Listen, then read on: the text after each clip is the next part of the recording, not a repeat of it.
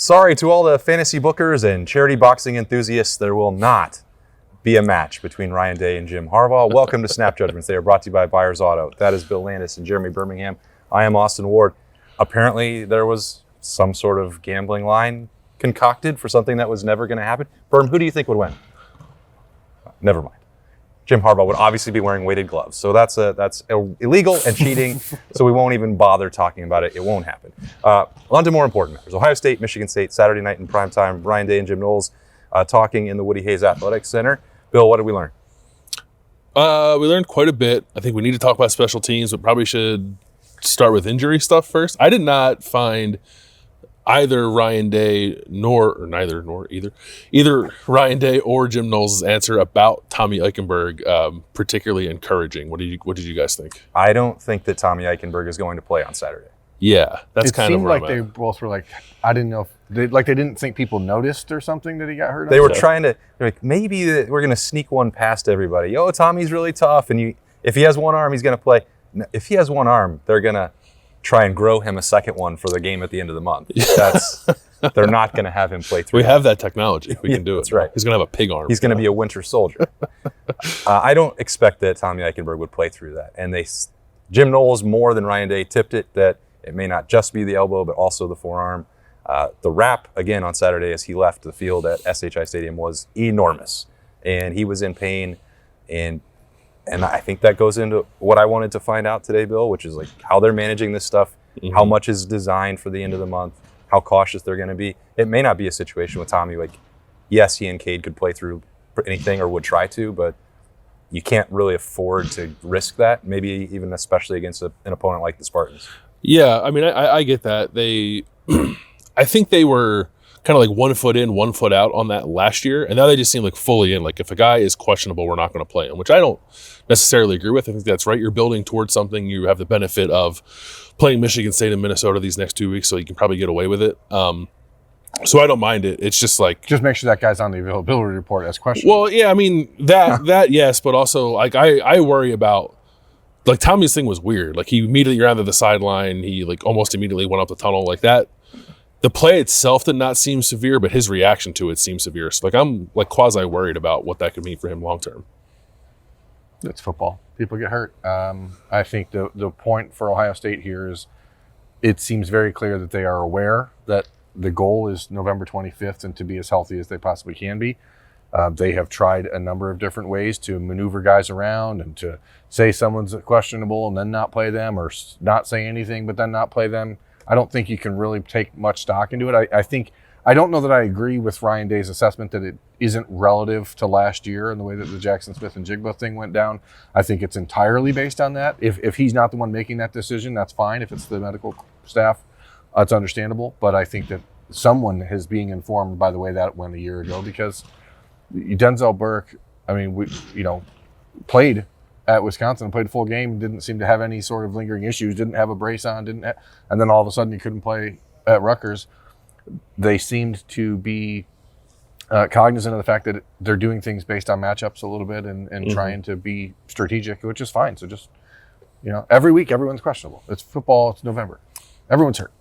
I think I would prefer it if they just wrote 85 guys are questionable. Yeah. That would make it a lot more That's probably the truth. More illuminating and a lot more realistic. So the rest of that list includes Denzel Burke, Ryan Day saying he would be back to practice later on Tuesday for the Buckeyes.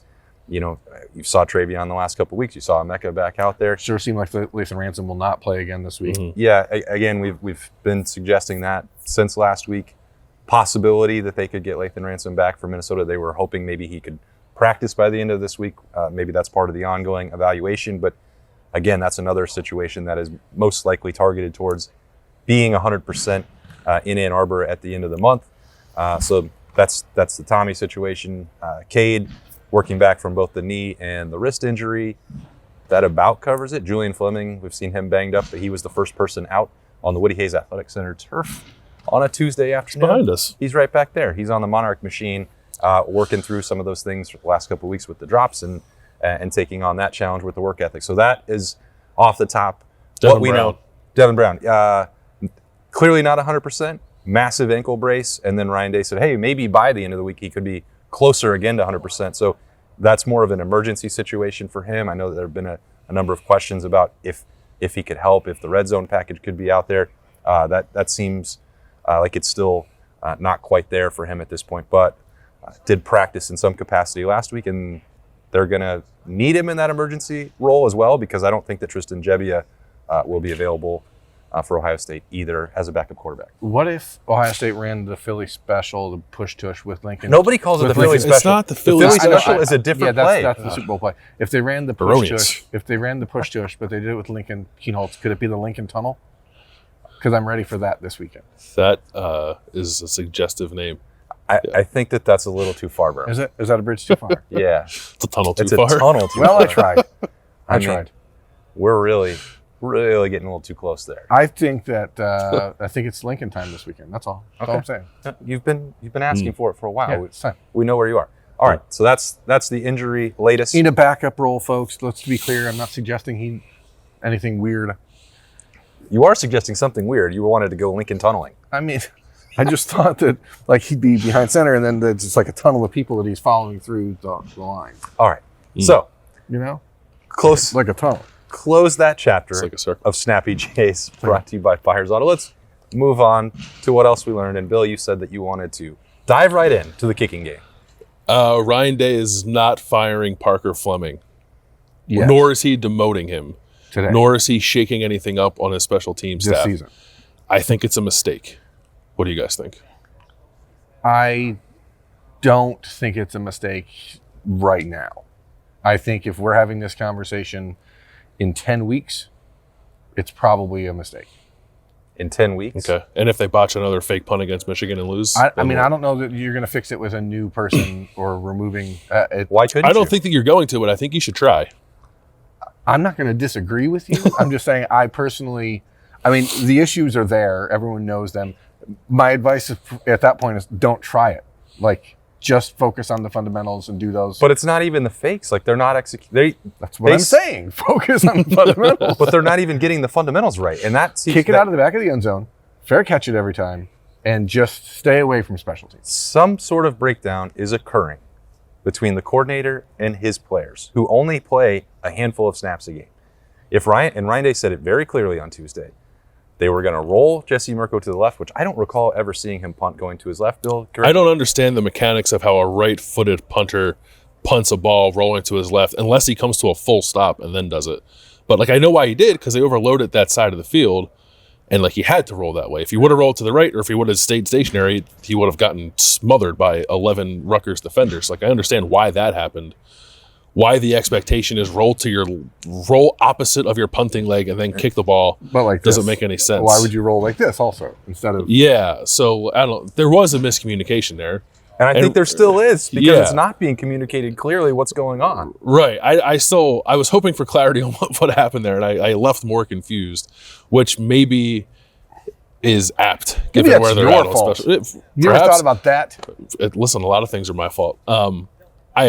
Don't put that on yourself. I'm not going to take the onus for the botched punt. I just like Ryan Day talks a lot about communication, and he sort of fell on the sword for Parker Fleming today, which is interesting because he didn't do that in 2021 when he demoted his defensive coordinator. I think he was just making it a point to say over and over that everything goes back to the head coach today, and I don't think it had. But it anything to didn't do- in 2021 I don't think when it had the anything defense to was do bad. with what happened with his team. I think he's saying that to get a point out that the head coach is responsible for his program, and I don't think that was pointed at this. Oh, I don't think that's what he was doing. I think you're giving him too much credit there. Nah, I don't think that's what that was. Or was it? You decide.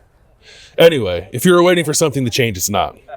And if they botch another special teams play, I guess we'll ask the same questions again next week and see if the answer changes. Yeah, I mean, I mentioned it to you already on when we talked about this the last time, Bill. It's like when you're 9-0 and you're 3 weeks from the end of the regular season, like that is not the ideal time. I certainly understand the impulse to keep the status quo for Ryan Day. The part for me that makes it more of a conversation is how relatively easy I think the solution could be, because they have so many quality control staffers in here, and because of the way Keenan Bailey has played an active role in special teams throughout his tenure at Ohio State. When he was a graduate assistant quality control staffer, and you know, with all due respect to the tight end position, and maybe he would argue against this, that's generally a spot where you can split up duties. You see other programs around the country doing that, and we know that he's not going to have any problem working 24 hours a day. So sorry, Keenan, I'm volunteering you for that role. And then that would also allow James Laurinaitis, Berm, to go on the road as a recruiter and be a full-time that gets the kind of money that would keep him from ever being hired away. I don't want to make it seem like I'm playing both sides here, but I wouldn't disagree with the decision if what Bill is saying happened. I'm just saying I don't think it's a mistake not to do it right now in the middle of November. I think that it's a conversation that happens after the season, but were it to happen now, I wouldn't be like, oh no, what are you doing? I think there's obviously enough evidence of this not working over the last 2 years. And that's obviously the key point. It's not just this year. It's not a situation where, oh, you have a new long snapper and a new kicker and you got all this. It's like, it's a problem and it has to be fixed. But I don't know that I would say it's like, do it now or it's a mistake. That's all I'm saying. Yeah, I just, if the thought process is, well, yeah, it's bad, but it hasn't cost us yet, and you're just going to hope that it doesn't, like that to me is bad process. I'm also a believer in the idea that if something's going to happen eventually, it may as well happen immediately. Yeah. So I think that there is at least a case to be made for it because of what you mentioned, Austin. Like, you do get the residual boost of getting James Laurinaitis potential, who would certainly be the guy that, at least in the short term and likely long term, fills that gap in the coaching staff. But I mean, I don't like to stand here and call for people's jobs, but it's clear that it's not good enough. It's not good enough right now in special teams. Yeah. And that's true. That's indisputable. All right. What else did you learn, Berm? What was the most interesting thing you heard? I mean, I don't know that it was interesting. I'm really trying to figure out why this offense looks so different from half to half, and I don't think. I guess I was hoping that there would be an acknowledgement that, hey, maybe we have some inexperience up in the press box that is less quick at getting us adjustments that need to be made based on how things were with Kevin Wilson up there for the last 6 years. So I think that to even get a tacit admission from Ryan Day that we'd like things to be a little faster. We'd like it to be a little like that, I think is saying something without saying a lot. But, bottom line, this team has a really inexperienced coaching staff in the big picture of college football. And I think it is showing when you're going against defensive-minded coaches like Greg Schiano or Manny Diaz, or who are people who are like much faster at recognizing what's happening than this current crop of young Ohio State assistants is on offense. I've thought about that, and you and I have talked about it. We were in the car for a long time on Sunday, and I thought I would be inclined to immediately agree with you. Like, it's a pretty well laid out argument. But then I realized that this isn't exactly a new problem for Ohio State. I mean, how many times have we watched games like Northwestern and Indianapolis where even when Kevin Wilson is in the booth and opponents are like, hey, would you like to run for 350 yards today? And Ohio State spends an entire half saying, you know what? Nah, we're good. We're going to wait. We're going to slog it up a little bit. Maybe then in the second half. Slop them up. Yeah, slop them up. But is it so? I mean, the question comes down to is this is Ryan Day's philosophy? That's why I followed up with, okay, you're saying that we're trying to establish the run, and this is how sometimes it takes longer to get going.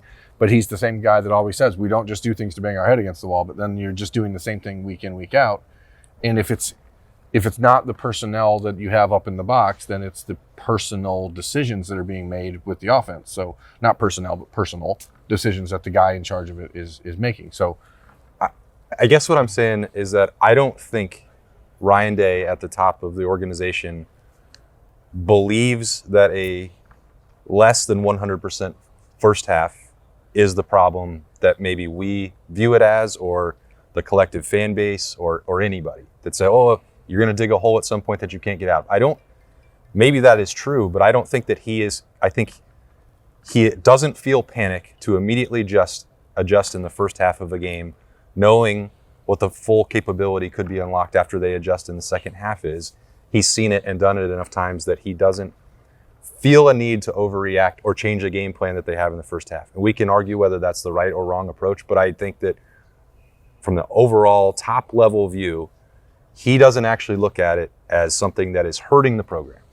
And Well, I mean, it's not hurting. They're 9-0. I just think that it's a team that wants to be more efficient and continues to talk about how they need to be efficient and explosive, and yet seems to be slow in adjusting to what defenses are doing to them. Bill, please chime in. What's your opinion? Well, I think you're both making good points. I think it's probably a little harder or more difficult to make the switch that you're talking about, Berm, when the reasons for the breakdowns are like Julian Fleming's open and he didn't catch the ball, and G. Scott's open and he didn't catch the ball, and like Rutgers throws a weird blitz at you that you hadn't seen before, and that sets you back 9 yards like the drive ends. It's not like they're doing the same things over and over again and expecting different results. It's like what they're calling is kind of working, and it's not being executed the right way. So, which I think raises the fair question. We're like, well, if you can't execute it, do you need to call different stuff? But I understand like the difficulty in trying to decide whether or not you should keep doing those things because they're like so close to working, right, or if you need to change it up well, because that's the thing. You're 9 weeks into the season, and every week it's a different level of degree that you're off, and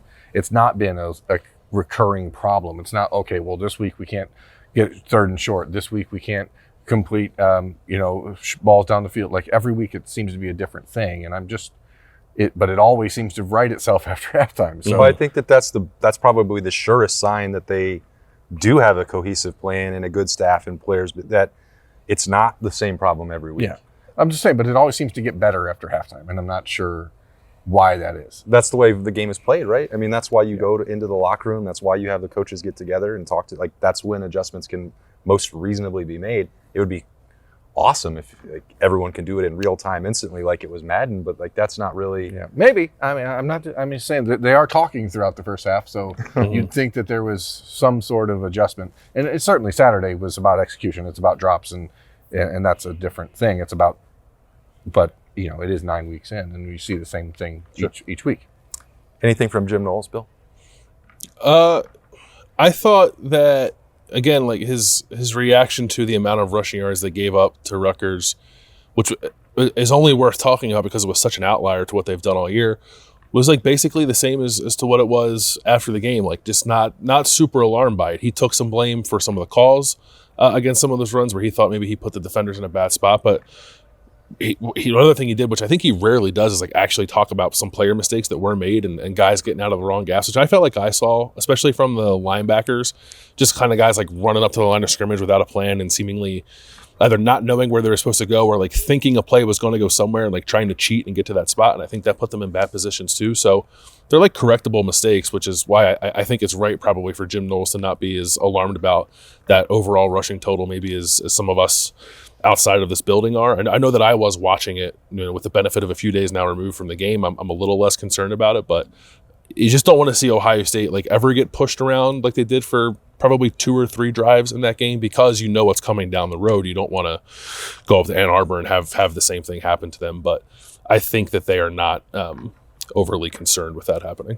I look at that and I think about the linebackers who, I don't know that was an anomaly for them this season. I think the difference on Saturday was not having Lathan Ransom there to clean up in that 5 yard, 6 yard range. And those runs he's been stopping at 5 and 6 yards turned into 10 and 11. And that's why I was asking him about Sonny Styles and where he fits best, because while I'm not a football coach, it does look like he's more comfortable closer to the line of scrimmage. For sure. Lathan has been so good as basically that de facto like third linebacker coming up and shutting down the run, that when you don't have him out there, you have Malik Hartford looking a little tentative in that role and not coming down and really stopping guys when Lathan has. So that's like my biggest concern with what happened on Saturday against the run is who fills that gap, because this is how the defense has been aligned all year. The plan is let these linebackers muck things up and let Lathan clean it up. And if Lathan's not there, who's going to take that step up in these next 2 weeks? Because I don't think any of us would be surprised if he doesn't see the field again until Michigan. Right. Yeah, they've got a couple weeks to get that right. As we mentioned, Michigan State and Minnesota are not going to be the toughest on paper competition for Ohio State, but take nothing for granted in the Big Ten, and it's going to be a great atmosphere on Saturday night in the Horseshoe as the Spartans come to visit. A couple more days of pregame content to get you ready. We thank you for joining us on some Snappy Jays, brought to you by Buyers Auto on a Tuesday. That's Bill Landis and Jeremy Birmingham. I'm Austin Ward. We'll talk to you later.